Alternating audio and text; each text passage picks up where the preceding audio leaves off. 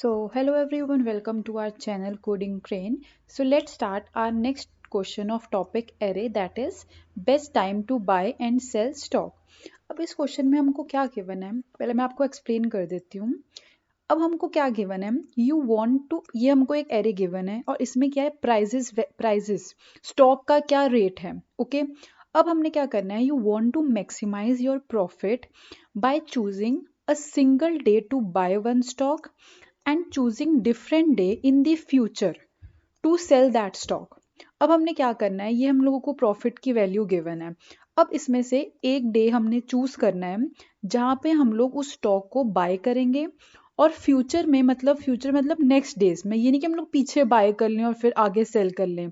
तो हम पहले सेल करेंगे, उसके बाद ही हम लोग हम लोग पहले बाय करेंगे, उसके बाद ही हम लोग उसको सेल कर सकते हैं। ठीक है, अब हमने क्या करना है, रिटर्न द मैक्सिमम प्रॉफिट। अब हमने मैक्सिमम प्रॉफिट को रिटर्न करना है।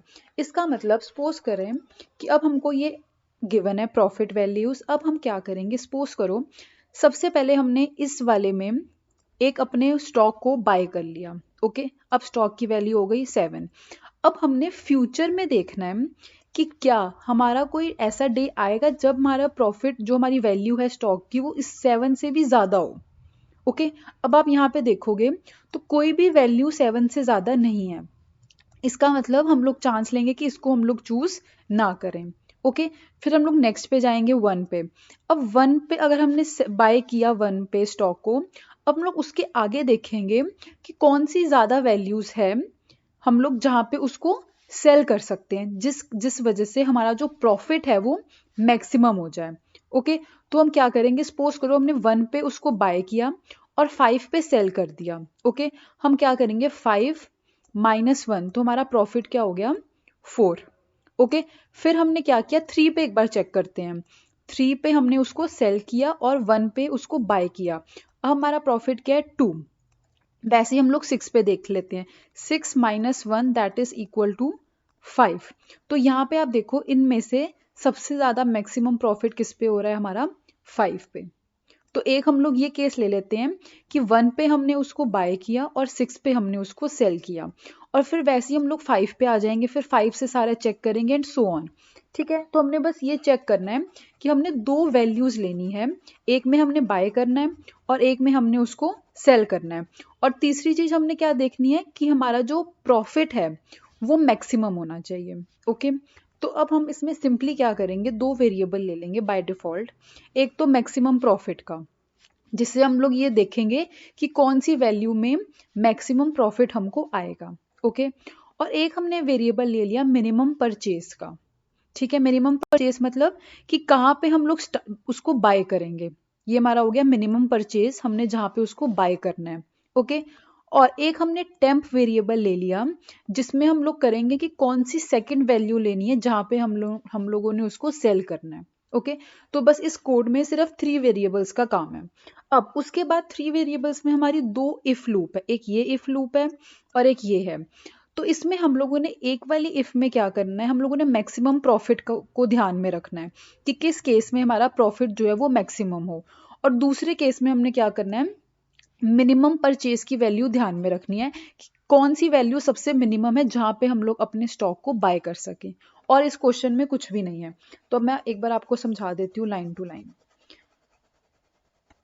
अब देखो, सबसे पहले हमने ये दो वैल्यूज ले ली वेरिएबल्स, इसके अंदर क्या होगा, इसका फर्स्ट वैल्यू मतलब कि 7। ओके, और मैक्सिमम प्रॉफिट अभी हमने स्टार्टिंग में क्या रखा है, 0। ये हमारी दो लाइन हो गई।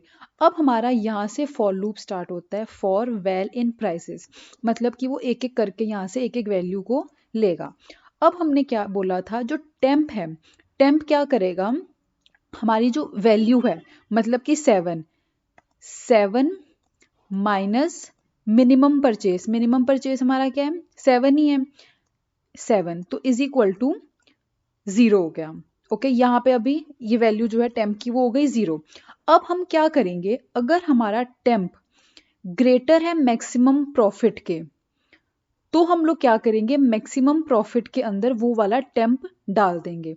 हमने क्या करना है, हमने मैक्सिमम प्रॉफिट देखना है। ओके, अब मैंने आपको क्या बोला था कि एक हम लोग सपोज करो यहाँ इस केस में हमने एक 1 लिया और एक 6 लिया। ओके तो अब हमने 6 माइनस 1 किया तो हमारा यहाँ पे क्या आ गया, maximum profit that is 5। Okay तो यहाँ पे जो ये टेम्प वेरिएबल है ना, वो इन दोनों को सब्ट्रैक्ट करके हम लोगों को देगा। यहाँ पे जैसे हमने 5 लिखा वैसे ही उसने यहाँ पे हमको क्या दिया, 0। ओके अब हम चेक करेंगे कि क्या हमारा जो 0 है वो मैक्सिमम प्रॉफिट अभी भी हमारा 0 ही है, क्या उससे बड़ा है। अगर तो वो बड़ा होता तो वो इफ कंडीशन के अंदर आता, लेकिन फर्स्ट केस में वो बड़ा नहीं है तो हम लोग इसके अंदर नहीं आएंगे। अब फिर वो इस वाले इफ में आ गया। इफ वैल्यू वैल्यू हमारी क्या है फर्स्ट केस में 7, क्या वो ग्रेटर है मिनिमम परचेज क्या है 7 इससे, नहीं ये भी अभी ग्रेटर नहीं है तो वो इसके अंदर नहीं आएगा। अब वो फिर से फॉर लूप के अंदर आ जाएगा। अब वो क्या करेगा, उसकी नेक्स्ट वैल्यू लेगा 1। अब जब वो 1 पे 1 लेगा ना तो क्या, अब यहाँ पे देखना, हाँ इसका ये 7 था यहाँ पे और ये 0 था। हाँ अब इसने क्या लिया, वैल्यू हमारी आ गई 1, यहाँ पे मैं 1 लिख देती हूँ वैल्यू। अब इसने क्या किया टेम्प, अब यहाँ पे ध्यान से देखना, वैल्यू मतलब कि 1 माइनस मिनिमम परचेज क्या है यहाँ पे 7, तो इसका आंसर क्या हो गया -6। ओके अब ये -6 क्या बता रहा है कि जो हमारा प्रॉफिट है मैक्सिमम प्रॉफिट, क्या वो -6 मतलब सही है -6, वो तो हम लोग बहुत ही डाउन में चले गए, मतलब हमारा लॉस हो गया -6 मतलब।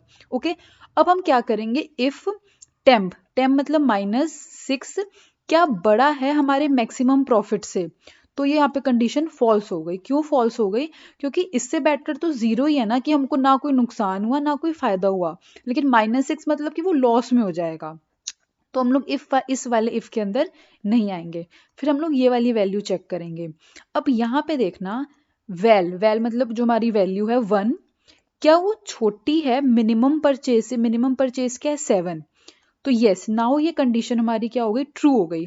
तो हम लोग इफ वाले के अंदर आ जाएंगे और क्या करेंगे, जो हमारी मिनिमम परचेज है जो कि पहले 7 थी उसकी जगह हम लोग वैल रख देंगे। वैल क्या है, VAL मतलब ये वेरिएबल ही है, वैल क्या था 1, तो अब 7 की जगह हम लोग ने क्या रख दिया यहाँ पे 1।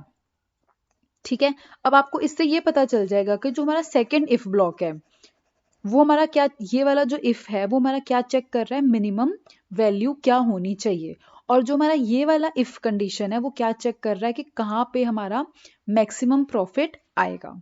ठीक है अब यहाँ तक हमने सॉल्व कर लिया। अब एक बार मैं इसको हटा दूं, ऐसे आपको कंफ्यूजन होगी। हाँ तो अब हमारा क्या नेक्स्ट वैल्यू, ये फॉर लूप पे नेक्स्ट पे जाएगा और अब हम लोग कहाँ पे हैं 5 पे। ओके अब वो क्या चेक करेगा, वैल हो गया हमारा 5 माइनस मिनिमम परचेज मतलब कि 1। अब वो यहाँ पे क्या वैल्यू आ गई, 5 minus 1 that is equal to 4। मतलब कि अगर हम लोग 1 पे स्टॉक को खरीदते हैं और 5 पे उसको सेल कर देते हैं तो हमारा प्रॉफिट कितना होगा 4।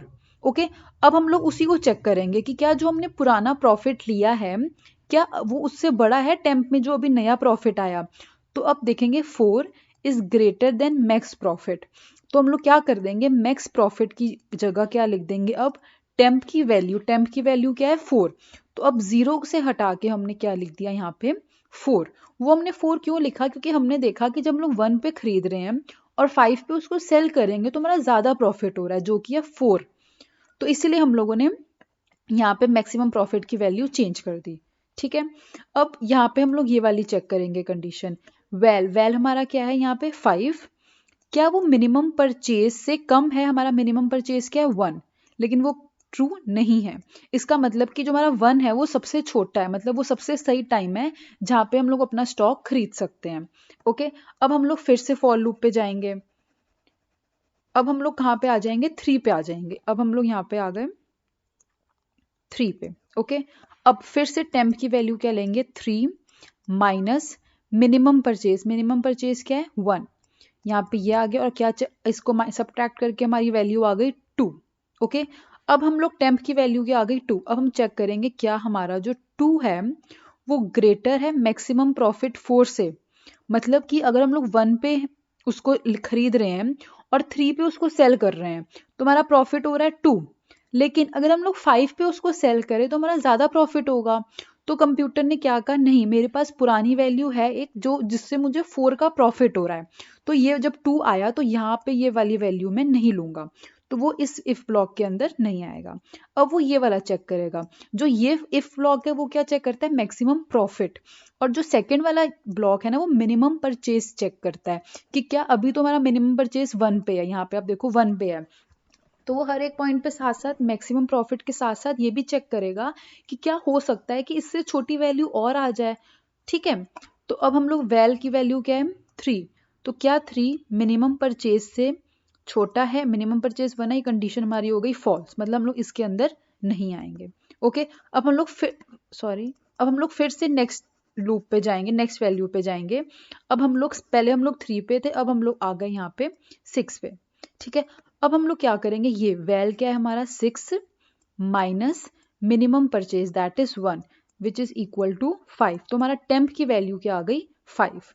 अब यहाँ पे चेक करेंगे टेम्प, टेम्प क्या है हमारा 5 क्या बड़ा है 4 से, यस ये तो बड़ा है, तो हम क्या करेंगे मैक्स प्रॉफिट में क्या डाल देंगे, टेम्प डाल देंगे, और टेम्प क्या है 5, तो 4 को हटा के हमने यहाँ पे डाल दिया 5।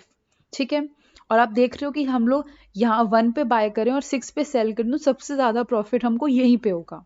ठीक है, फिर हमने यहाँ पे आए, अब वैल की वैल्यू है 6, क्या वो छोटा है मिनिमम परचेज से, मतलब कि 1, ये कंडीशन फॉल्स हो गई। अब वैसे ही वो फिर से 4 पे जाएगा। ओके, अब 4 पे वो चेक करेगा 4 माइनस मिनिमम परचेज क्या है 1, यहाँ पे आया 3। ठीक है, तो अब 3 से और 5 को कंपेयर करो तो ये इफ वाली कंडीशन हम लोग नहीं एंटर करेंगे, और 1 और 3 को कंपेयर करो तो 1 अभी भी छोटा है, तो हम लोग इस कंडीशन पे भी नहीं आएंगे। हम लोग फिर फॉर लूप पे जाएंगे, अब वो कहेगा कि हमारे पास और वैल्यूज नहीं है, तो इसका मतलब जो हमारा फॉर लूप है वो यहाँ पे क्या हो जाएगा, फिनिश हो जाएगा। ठीक है, यहाँ पे हमारा 1 था और यहाँ पे हमारा था 5, तो अब यहाँ पे फॉर लूप जो है वो फिनिश हो जाएगा। तो जब फॉर लूप खत्म हो गया तो वो रिटर्न कर देगा मैक्सिमम प्रॉफिट, मैक्सिमम प्रॉफिट की वैल्यू क्या है 5, तो हमारा 5 जो है वो रिटर्न हो जाएगा। और आप इस केस में देख सकते हैं यहाँ पे हमारा जो 5 ही आउटपुट है, और ये हमारा कोड है, इसको मैं एक बार सबमिट करके बता देती हूँ आपको। तो ये हमारा यहाँ पे चल गया। ठीक है, थैंक यू। और अगर आपको कोई भी दिक्कत होगी तो आप कमेंट सेक्शन में लिख सकते हैं।